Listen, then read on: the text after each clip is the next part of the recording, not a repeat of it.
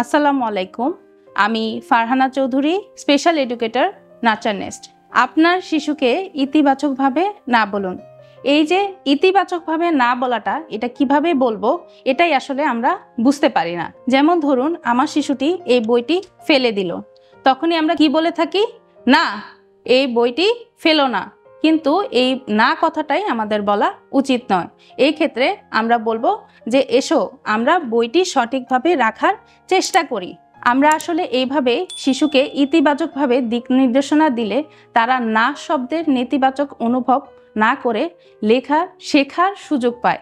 ইতিবাচকভাবে না বলুন। শিশুর আত্মবিশ্বাস ও আচরণ গঠনে সহায়তা করুন। ধন্যবাদ।